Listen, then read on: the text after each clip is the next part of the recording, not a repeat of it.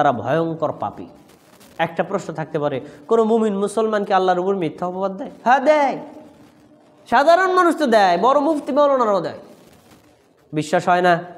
হাজারো মানুষ আছেন যারা আল্লাহর নামে মিথ্যা অপবাদ দেয়। কিভাবে? ধর্মের নামে।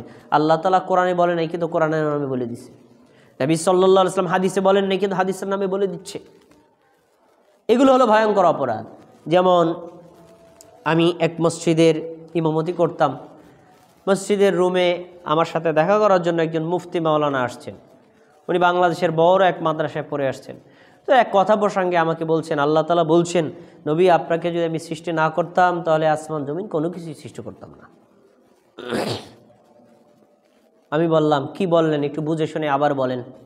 তিনি আবার কথাটাকে রিপ্লাই করে বললেন, আল্লাহ তাআলা বলেছেন, নবী আমি যদি আপনাকে সৃষ্টি না করতাম তাহলে আসমান জমিন কোনো কিছুই সৃষ্টি করতাম না। আচ্ছা, এবার আমি তাকে বললাম, আপনি যে কথাটা বললেন এই কথাটা যদি কোরআনের শুরু থেকে শেষ পর্যন্ত কোন আয়াতে দেখাতে পারেন তাহলে আমি আপনাকে 1,00,000 টাকা পুরস্কার দেব। আর যদি দেখাতে না পারেন, আপনার ভাই টাকা পয়সা কিছু দেওয়া লাগবে না, আপনি কি করবেন বলেন? এই কথা বলার পর একটু থতমত খাই গেছে। তখন বলতেছে, কোরআনে না থাকলে হয়তো হাদিসে আছে। এবার আপনাদের কাছে জিজ্ঞাসা, উনি একটু আগে কি বলছেন? আল্লাহ তাআলা বলেছেন, নবী আমি আপনাকে সৃষ্টি না করলে আসমান জমিন সৃষ্টি করতাম না। তা আল্লাহ বলেছেন, এই কথাটা কোথায় থাকার কথা বলেন? একটু আগে কিন্তু অনেক কোরআনের কথাই মনে করে বলছে, কিন্তু আমি যখন চ্যালেঞ্জ করে ফেলছি তখন উনি থতমত খেয়ে গেছে। তাহলে উনি কি আল্লাহর উপর মিথ্যা অপবাদ দেয় নাই? দিয়েছে তো। হাজারো বক্তা আছে, হাজারো আলেম আছে যারা ধর্মের নামে, আল্লাহর নামে, নবীর নামে হাজার হাজার মিথ্যা কথা বলে। যে আল্লাহ বলেন নাই, কিন্তু আল্লাহর নামে বলে দিচ্ছে। আল্লাহর নামে একটা কথা বলা কত বড় অপরাধ আপনি জানেন? সাধারণ মানুষকে যদি বলা হয় যে নবী আপনাকে সৃষ্টি না করলে আমি সৃষ্টি করতাম না, ভাই এটা আল্লাহর কথা না, নবীর কথা না, তো এই কথাটার গুরুত্ব কি কমবে না? আর যদি বলা হয় আল্লাহ বলেছেন, গুরুত্ব বেড়ে যাবে। কিন্তু কথাটা তো আল্লাহর না, আল্লাহর না, আপনি আল্লাহর নামে বলছেন, নবীর না, কিন্তু নবীর নামে বলছেন। এর চাইতে ভয়ঙ্কর অপরাধ হতেই পারে না। ইসলাম ধর্ম বিকৃতির শামিল। এজন্য কখনো আল্লাহর নামে আন্দাজে কোনো বোম মারা যাবে না, এটি একটি ভয়ঙ্কর অপরাধ। আয়াতগুলো বললাম, এবার বলবো হাদিস। শুনুন, ইসলামের দৃষ্টিতে হাদিসে কোন কোন অপরাধকে সবচেয়ে ভয়ঙ্কর অপরাধ বলা হয়েছে। সহিহ বুখারী 4477 নম্বর হাদিস। আব্দুল ইবনে মাসউদ রাদিয়াল্লাহু তাআলা আনহু বলেন, সাআলতুন নবী সাল্লাল্লাহু আলাইহি ওয়াসাল্লাম, আমি নবীকে প্রশ্ন করলাম, আইয়ুয যামবি আ'যামু ইনদাল্লাহ, আল্লাহর নবী আল্লাহর কাছে সবচেয়ে ভয়ঙ্কর অপরাধ কোনটি, মারাত্মক অপরাধ কোনটি, আল্লাহ কোন অপরাধটাকে সবচেয়ে হাইলাইট করে দেখে?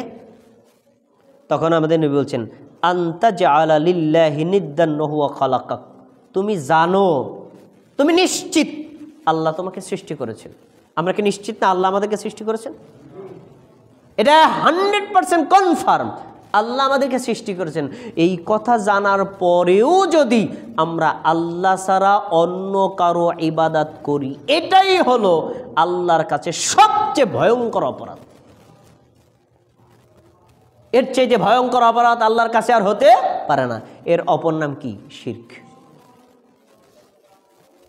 আল্লাহ ছাড়া অন্য কারো ইবাদত করা। আপনি জানেন আল্লাহ আপনাকে সৃষ্টি করেছেন, আল্লাহ আপনার স্রষ্টা, আল্লাহ আপনার রিজিক দাতা, আল্লাহ আপনার জীবনদাতা, আল্লাহ আপনার মৃত্যুদাতা, আল্লাহ আপনার নিরাপত্তা দাতা, আল্লাহ সব কিছু আপনার দেখাশোনা করেন। এত কিছু করার পরেও ইবাদত পাওয়ার উপযুক্ত আল্লাহকে না বানায়া আপনি মাজার কবর পীরকে বানাইছেন, এর চাইতে ভয়ঙ্কর অপরাধ আর কি হতে পারে? তাহলে ইসলামের দৃষ্টিতে, ইমানের দৃষ্টিতে, নবীর দৃষ্টিতে, আল্লাহর দৃষ্টিতে সবচেয়ে ভয়ঙ্কর অপরাধ কি? শিরক করা। এটা হলো ইসলামের দৃষ্টিভঙ্গি। কিন্তু বর্তমানে যারা আহলে কোরআন হাদিস অস্বীকার করে, তাদের কাছে সবচেয়ে বড় অপরাধ কোনটি জানেননি আপনারা? তারা বলে সবচেয়ে বড় অপরাধ হলো কোরআনের জ্ঞান অর্জন না করা। এটা সঠিক নয়। কোরআনের জ্ঞান অর্জন করলেই যে সবাই একদম আল্লাহর ওলি হয়ে যাবে, বিষয়টা এমন নয়। অনেক কোরআনের জ্ঞানী আছে যারা পাপের মধ্যে লিপ্ত। কোরআনের জ্ঞান অর্জন করলে হবে না, ইসলামের দৃষ্টিতে আল্লাহ এবং আল্লাহ নবী কোনটাকে বড় অপরাধ বলেছেন ওইটা কি বলতে হবে। শিরিক করা সবচেয়ে বড় অপরাধ। তারপরে সাহাবী বলছে